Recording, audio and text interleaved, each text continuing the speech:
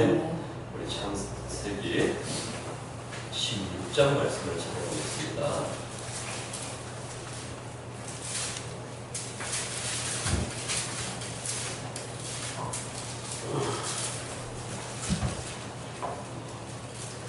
창세기 16장 1절부터 6절까지 창세기 16장 1절부터 6절까지 함께 읽습니다. 아브라함의 아내 사레는 출산하지 못하였고 그에게 한 여종이 있으니 애굽 사람이요 이름은 하갈이라. 사레가 아브라함에게 이르되 여호와께서 내 출산을 허락하지 아니하셨으니 원하는 내 여종에게 들어가라. 내가 꼭 그로 말미암아 자녀를 얻을까 하노라 하매 아브라함이 사레의 말을 들으니라. 아브라함의 아내 사레가 그 여종 애굽 사람 하갈을 데려다가 남편 아브라함에게 처자로 준 때는 아브라함이 가나안 땅에 거주한 지 10년 후였다. 아브라함이 하갈과 동침하였더니 하갈이 임신하매 그가 자기 임신함을 알고 그의 여주인을 멸시하니라. 사레가 아브라함에게 이르되 내가 만든 모욕은 당신이 받아야 옳도다. 내가 나에게 여종을 당신의 품에 두었거늘 그가 자기 임신함을 알고 나를 멸시하니 당신과 나 사이에 여호와께서 판단하시기를 원하노라. 아브라함이 사레에게 이르되 당신의 여종은 당신의 주중에 있으니 당신의 눈에 좋을 대로 그에게 하라 하매 사레가 하갈을 학대하였더니 하갈이 사레 앞에서 도망하였더라. 아멘. 지난주에 아브라함의 문제는 기능적인 문제로 하나님의 언약을 좁게 보았습니다. 좁게 볼 때 다메섹 사람이든지 아프리카 사람이든지 아무 상관이 없다고 생각하고 내 집에서 내가 기른 사람이 내 상속자가 될 거다. 이렇게 하나님의 언약을 좁게 볼 때에 하나님이 찾아오셔서 믿음의 눈높이를 끌어올리신 내용을 우리가 살펴보았습니다. 하나님께서 우리에게 찾아오신다라는 이 개념이 하나님과 나 사이의 인격적인 관계에 영원토록 내리사랑인 거예요. 그래서 이것을 우리가 소망으로 삼아야 합니다. 아브라함이 이 기다림의 문제, 하나님 앞에서 한없이 기다리다가 믿음의 문제를 이 상속의 기능으로 좁게 보았을 때 하나님이 찾아오셔서 너의 몸에서 낳자라고 지정을 하셨습니다. 믿음의 눈높이를 끌어올려 주셨습니다. 그런데 오늘은 사레, 아브라함의 부인 사레 역시 남편처럼 기다리다가 믿음의 문제에 봉착하게 되었습니다. 남편에게서 분명히 하나님이 나를 찾아오셨다. 하나님이 나에게 역사하셨고 우리 부부의 문제뿐만이 아니라 400년 이후에 일어날 이 복의 근원이 어떤 성격인가 하나님의 언약을 다시 말씀해 주신 것을 분명히 남편에게 전해 들었을 텐데 사레의 마음속에 쫓기고 불안하고 상실감과 박탈감과 섭섭함, 이 2절 말씀에 표현되어 있는데 내 출산이라는 겁니다. 남편 따로 나 따로 이렇게 생각하는 것입니다. 남편에게 아브라함에게 전해 들었을 때 너의 몸에서 날자라고 들었을 때 사레는 하나님의 언약에서 배제되었다. 내 출산, 내 몸에서 나지 않나 보다. 남편은 하나님에게 응답받았는데 왜 나에게는 찾아오시지 않는가? 여러 이 사례의 이 2절의 고백 속에는 나 때문인가? 우리 집안에 아이가 안 생기는 게 나 때문인가? 언약이 실현되지 않는 것이 나 때문인가? 이 사람의 마음이 자기에게 원인을 전가하면 정말 쫓기는 마음이 얼마나 생기는지 모릅니다.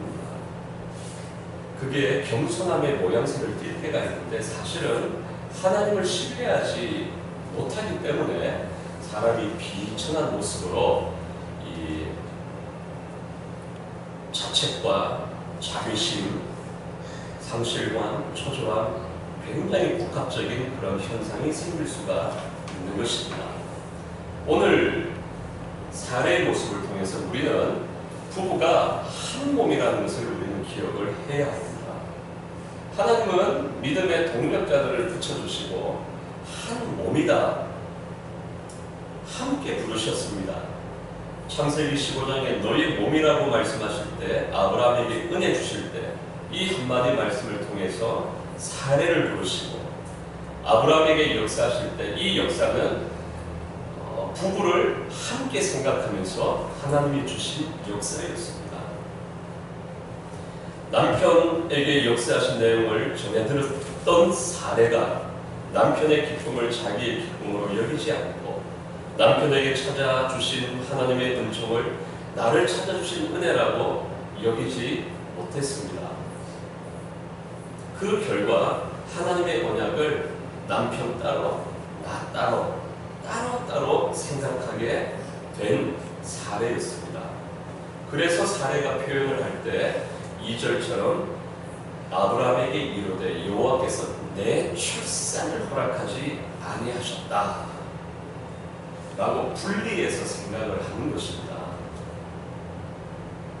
자기 중심적으로 생각하면 하나님의 언약이 변질되고 본뜻이 왜곡되어서 그 생각이 잉태되어 크게 자라나게 되면 큰 무리수를 두게 될 수가 있습니다. 남편에게 역사하신 하나님을 믿으면서도 그 역사가 내 것이라고는 생각하지 않는 사례의 모습입니다. 그래서 사례가 이 믿음의 문제가 위기가 닥쳐오게 될 때에 당시에 통용되는 세속적인 방식으로 눈길이 가게 되었습니다. 당시에 종에게서 태어난 아이를 자기 자녀를 삼는 일이 도덕적으로 그렇게 손가락질 받을 일이 아니었습니다. 또한 하나님께서 주신 남편에게 주신 말씀을 비추어 봐도 틀린 일이 아니었다는 거예요.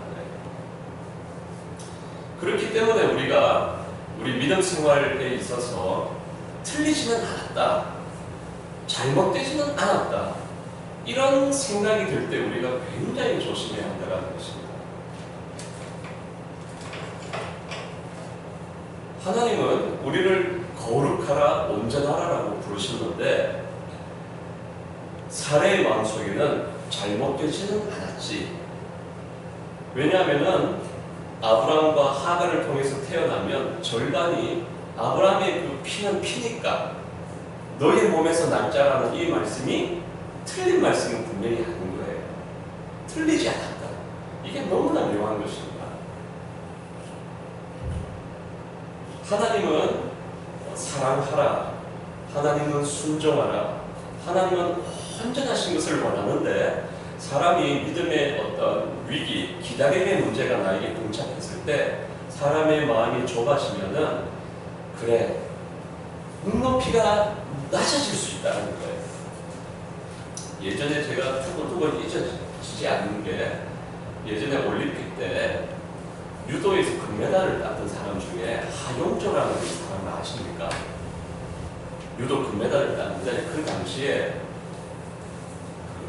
우리나라에서 올림픽을 개최했기 때문에 굉장히 막 엄청 경사 그런 분위기여서 TV에 그 인터뷰를 그 당시에 금메달 딸 것 같다라는 그 선수의 집안에 모여서 이미 방송국이 대기하고 있는 겁니다.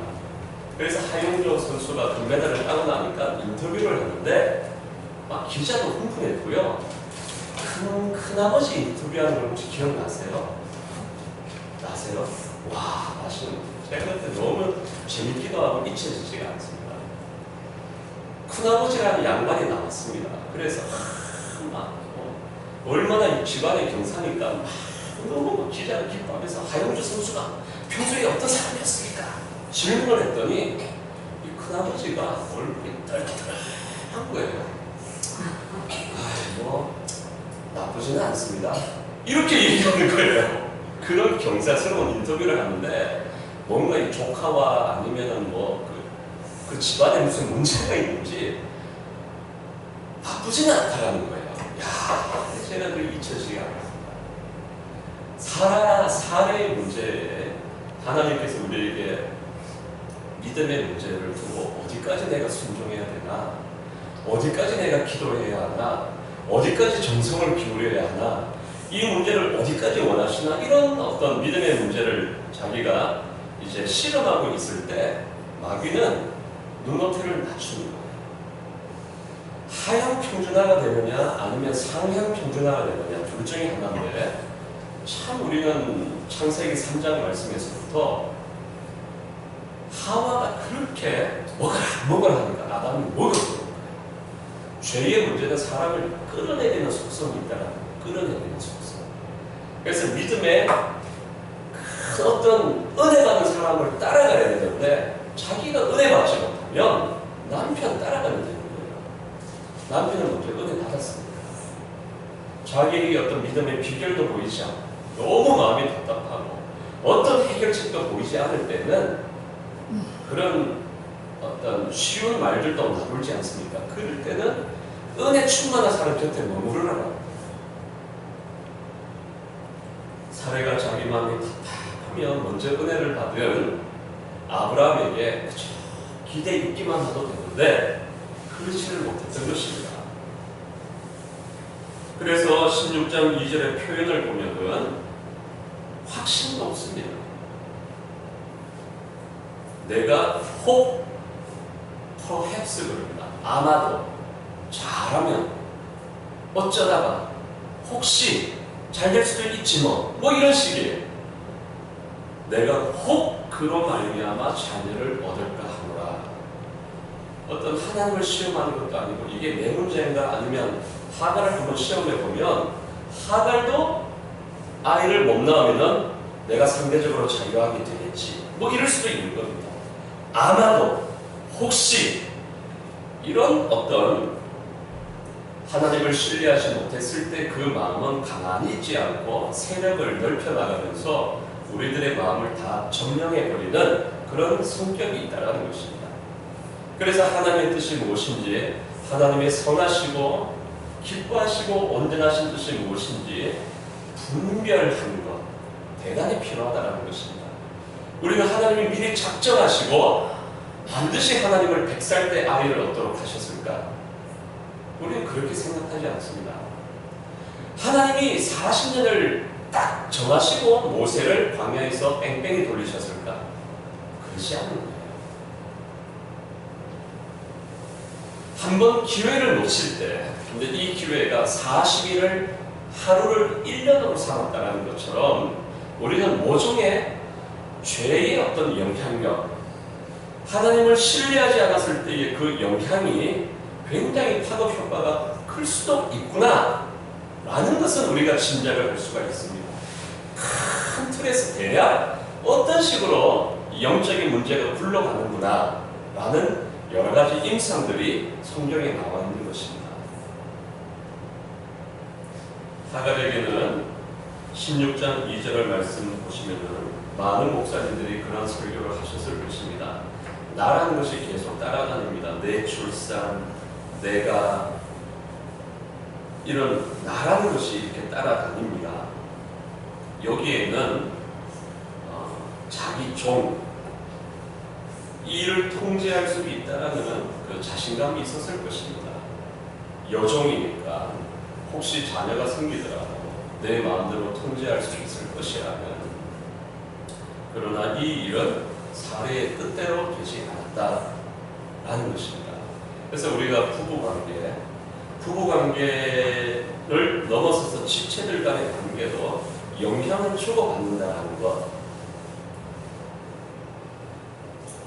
지체의 관계, 이건 너무나 중요한 것입니다. 그래서 교회에서 이건 내 문제지, 그렇지 않습니다. 내가 잘못 결정하면 부부 사이에 영향을 끼칠 수가 있고, 부모가 잘못 결정하면 자녀에게 영향을 끼칠 수가 있고, 누군가가 잘못을 결정하면 다른 사람에게 그게 함께 영향을 끼칠 수 있다는 것이죠. 아브라함이 그렇게 하나님의 큰 역사를 경험하고서도 왜 사례의 말에 귀 기울였는지 이건 알 수가 없습니다. 우리도 정말 알 수가 없어요. 그러나 결과적으로 아브라함은 하나님의 확정하시는 언지를 받았지만 사례의 불만과 사례의 쫓기는 마음과 사례의 어떤 아마도 좋은 일이 있을 수도 있다. 아마도 남편을 설득했겠죠. 이게 하나님의 뜻이 아닌 줄 어떻게 아느냐? 주로 이런 쪽이에요. 사람의 믿음이 약해졌을 때는 이거는 정말 하나님의 뜻입니다. 이게 아니라 하나님의 뜻이 아닌 줄 어떻게 아느냐? 이런 식으로 굉장히 수동적인 공격의 형태로 믿음의 문제가 많이 발생하는 거예요. 담배 피우지 말라는 뜻이 어디 있느냐? 술 마시지 말라는 말씀이 어디 있느냐? 순종하지 않기 위해서 하나님의 말씀을 굉장히 좁게 보는 거예요. 아브라함은 15장 내용을 깊이 살펴보면 정말 여러 단계로 거쳐서 아브라함에게 큰 역사를 베풀어 주셨는데, 이 큰 은혜를 받고서도 왜 사례를 다스리지 못하고 사례에게 은혜를 나누어 주지 못하고 격려하지 못했는지, 좀 더 기다려보자, 왜 단도리를 하지 못했는지 우리는 이해하지 못합니다. 다만 이런 것은 있을 수가 있다는 거예요. 뭐냐면 목회자 중에서 실제로 예를 들어보면 자신은 청렴한데, 목사님 본인은 청렴한데 가족 이기주의에 빠지는 목사님들이 드물지 않게 있다는 거예요. 목사님은 참 괜찮은데 지나친 자식사랑, 지나친 아내사랑, 지나친 부모님 효도, 그래서 성결한 목회 사역에 오점을 남기는 경우가 적지 않게 있다는 거예요. 성도 본인은 괜찮은데 남에게는 다 잘할 수 있는데 자기 가족의 문제, 가장 나에게 귀한 어떤 인간관계에 있어서는 영적인 무방비 상태가 되는 사람들이 있을 수 있다는 것입니다. 그래서 아브라함과 사례는 2인 삼각관계와 참으로 비슷하구나. 아무리 한 사람이 빨리 나가려고 해도 아무 소용이 없다. 그렇다고 해서 패배주의적인 마음으로 그래 우리 다 같이 망해버리자, 이거는 진짜 나쁜 일입니다. 그래서 하나님이 나에게 먼저 은혜를 주셨구나 라고 생각한다면 소망을 가지고 기다려야 하는 것입니다.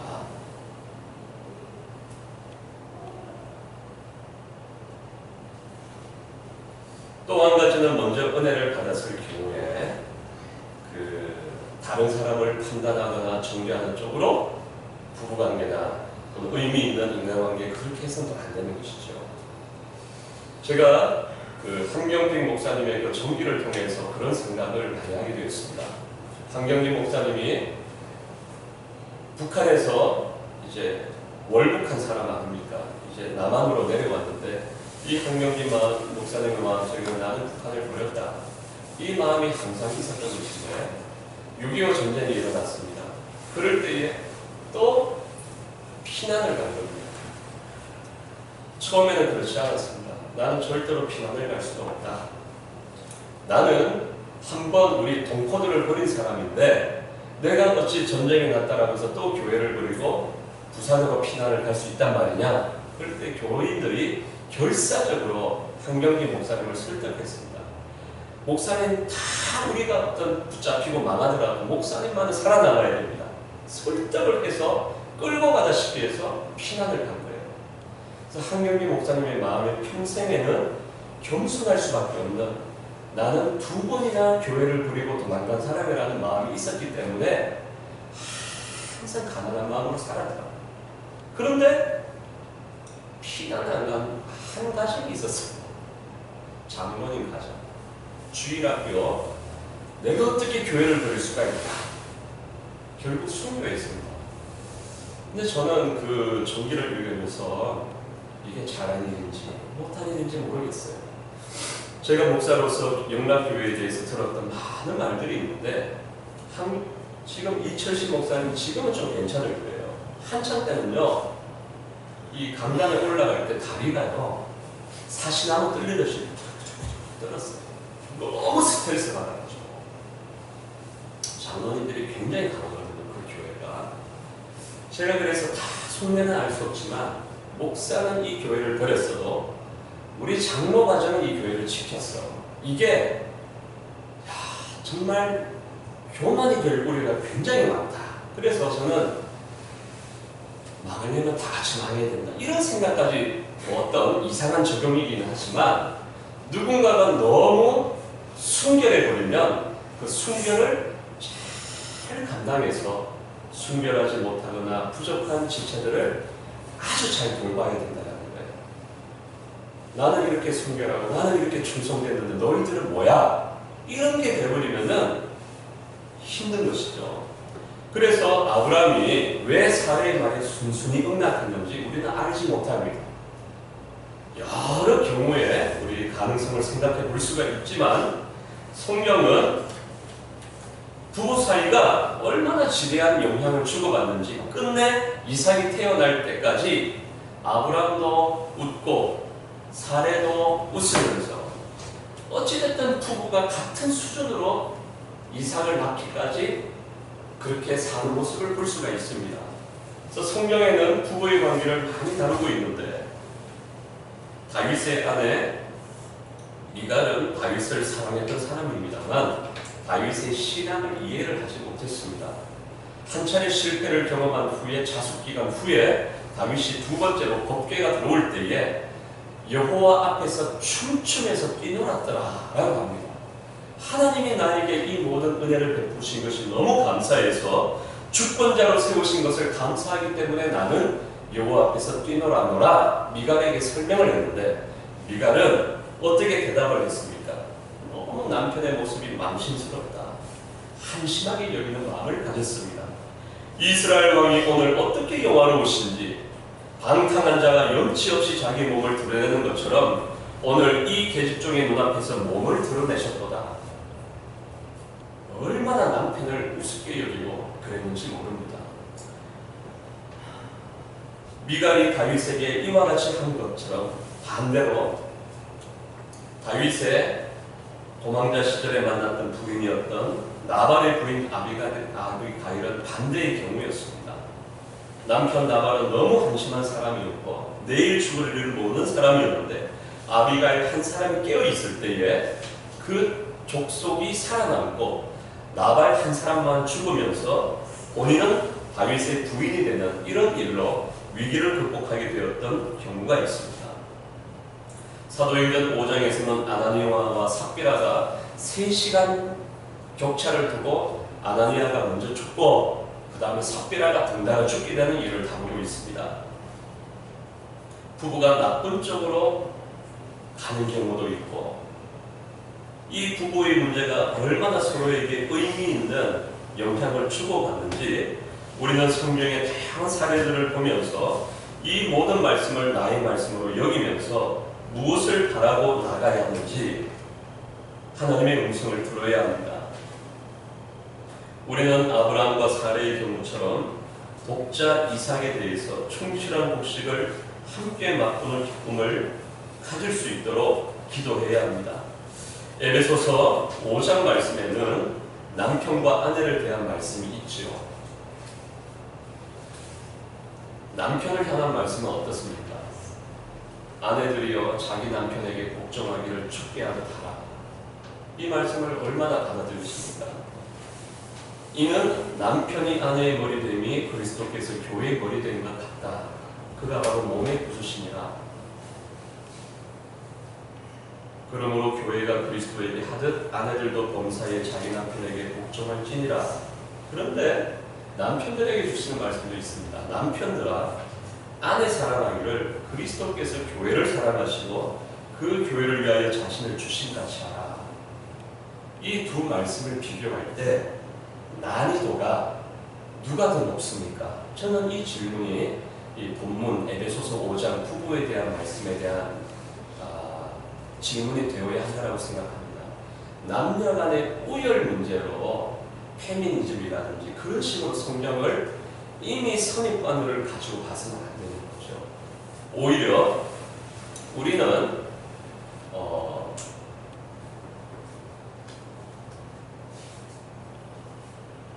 어느 것이 더 어려운가? 그 수위가 똑같다라는 것입니다. 아내들에게 남편에게 순종하라 하는 것이나 남편들이 아내를 주께서 교회를 사랑하셔서 그 몸을 교회에 주신 것처럼 아내를 사랑하는 것이 얼마나 어려운가 생각하면 그 어려움의 난이도는 같다. 그러나 그 속에 있는 내용에 대해서 우리들은 또 들을 필요가 있습니다. 우리 3절, 16장 3절 말씀을 읽어보겠습니다. 아브라함의 아내 사레가 그 여종 애국 사람 하갈을 데려다가 그 남편 아브라함에게 첩으로 준 때는 아브라함이 가나안 땅에 거주한 지 10년 후였더라. 85세가 되었을 때였습니다.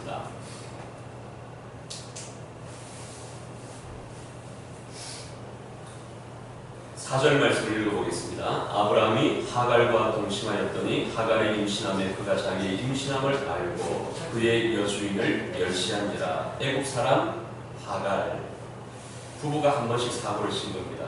남편은 다메섹 사람도 괜찮지 뭐 상속만 하면 되지 뭐 라는 생각으로 하나님의 언약에 대해서 세상적인 선입관으로 그 기능만 생각을 했을 때 아브라함이 그렇게 생각을 했고, 아브라함의 아내 하레는 애국 사람들 어떠냐, 뭐로 가도 서울만 가면 되지, 실용주의적인 사고방식으로 하나님의 복음을 지극히 세상적인 방식으로 이해했더라는 것입니다. 오늘 말씀을 통해서 아브라함과 사레가 얼마나 인간적인 방식으로 하나님의 말씀을 이해했던가라는 것을 성경은 보여주시고 있습니다. 우리가 하나님의 나라 천국에 가기 위해서 부르심을 받았습니다. 하나님의 나라가 가까이 오고 있다고 말씀합니다. 무슨 뜻입니까? 우리가 하나님의 뜻, 하나님의 복음을 이해하는 방식이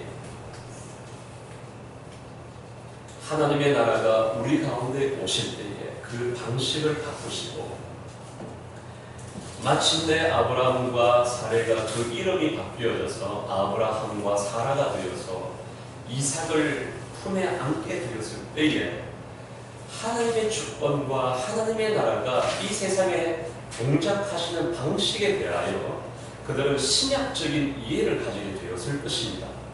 하나님의 나라, 하나님의 나라가 곧 천국입니다. 천국이 너희 가운데 있다라는 말씀이 무엇을 뜻합니까? 바로 하나님의 교회를 섬기는 방식도 하나님의 나라에 대한 방식인 것이죠. 요한복음 18장 말씀에 내 나라는 여기에 있는 것이 아니라, 내 나라를 이루는 방식도 하나님의 방식으로 이룬다라고 예수님께서 빌라도에게 대답을 하신 것입니다.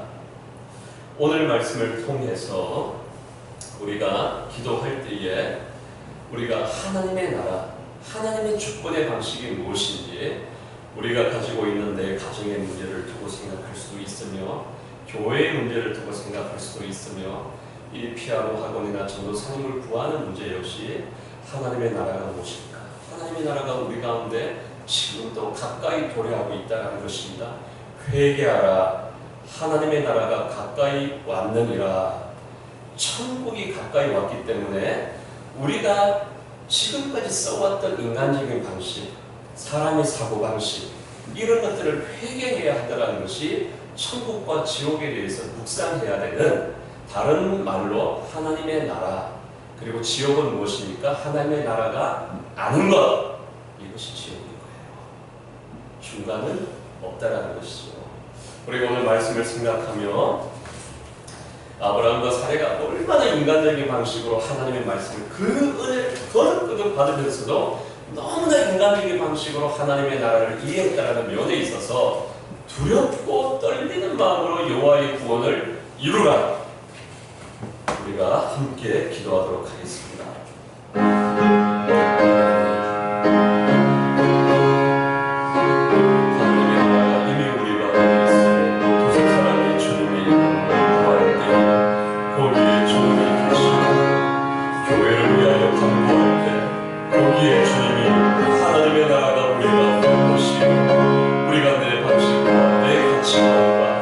남을 위하여 주여 주여 불렀던 것들이 변화되어 하나님께 소망을 두며 하나님의 방식으로 하나님의 뜻대로 하나님의 영광스러운 가시기를 실현할 수 있도록 알파와 오메가 되신 하나님께서 양성교회가 또 믿음의 가정들이 한 사람 한 사람 성도들이 하나님의 방식대로 아버지 하나님의 중심대로 주님의 뜻을 실현해 나갈 수 있도록 역사하여 주시옵기를 원합니다. 할 수 있거든요. 무슨 말이냐? 있는 자에게는 능치 못할 것이 없느냐?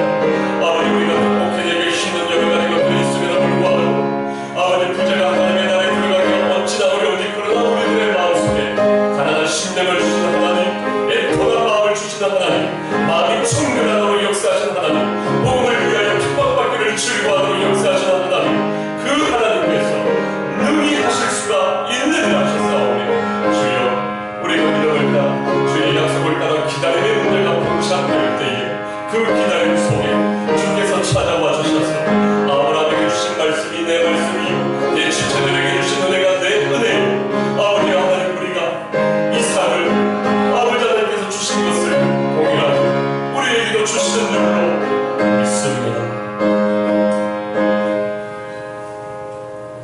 하나님 아버지 참으로 사람이 어떤 존재인지 우리가 그 면모를 들여다보게 되었습니다. 한쪽으로는 은혜를 받으면서도 한쪽으로는 인간의 방식으로 자기 살 길을 찾는 아브라함과 사라의 모습을 보았을 때에 우리에게도 받은 은혜가 너무나 뜨겁지만 인간적으로 불안할 때는 또한 불안한 이 양면의 모습이 내 속에 또 다른 내가 있다고 한 사도 바울의 그 고백을 심히 이해하게 되었습니다. 주께서 성도들을 견인하시고 이 모든 내적인 투쟁을 이길 뿐만 아니라 이 모든 믿음의 연단과 실험의 과정 속에서도 죽어가는 영혼들을 살릴 수 있는 복음의 열매가 내가 부족함에도 불구하고 하나님이 우리를 쓰셔서 복음의 분명한 열매가 나타날 수 있도록 인도하여 주시옵소서. 예수님의 이름으로 기도합니다. 아멘. 우리 찬송가 88장 찬송입니다.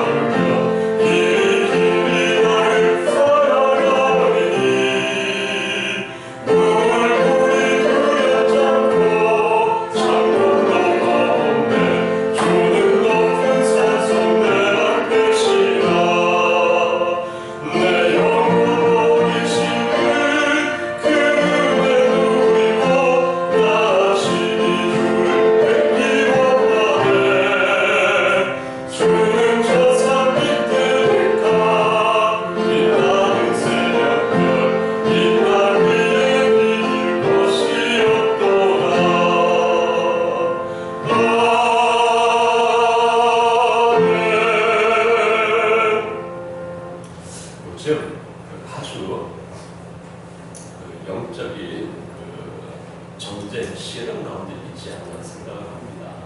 저는 그 어렸을 때부터 어떤 축사라든지 영적인 대결 그런 경험들이 곧잘 있고는 했는데, 제가 지난 주일 밤인가 오늘 밤인가 모르겠습니다.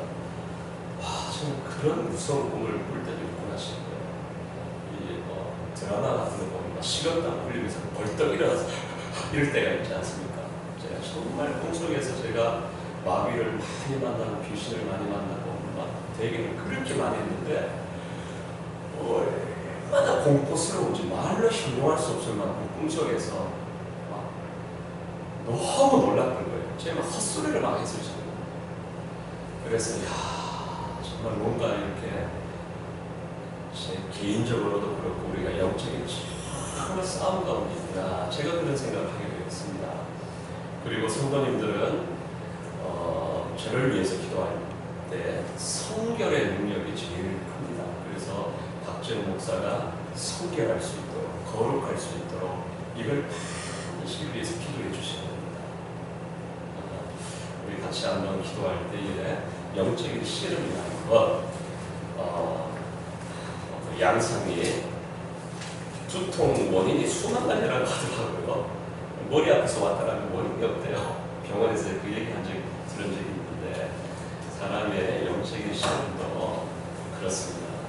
우리가 하나님께서 우리를 주관하셔서 우리 주님께서 우리를 붙잡아 주시오기를, 주님의 방법대로 승리할 수 있기를 우리 다시 한번 기도하도록 하고 마치도록 하겠습니다.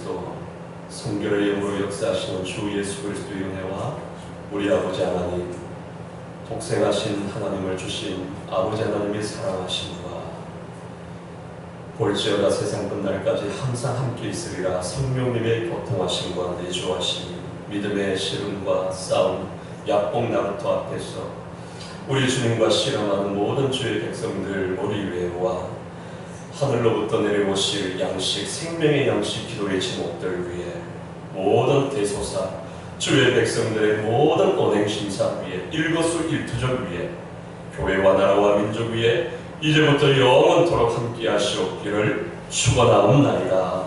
아멘. 열심히서 유리하시고 우리 하나님 기억하여 주시고 우리 하나님께서 자녀의 길을 열어 주시옵소서.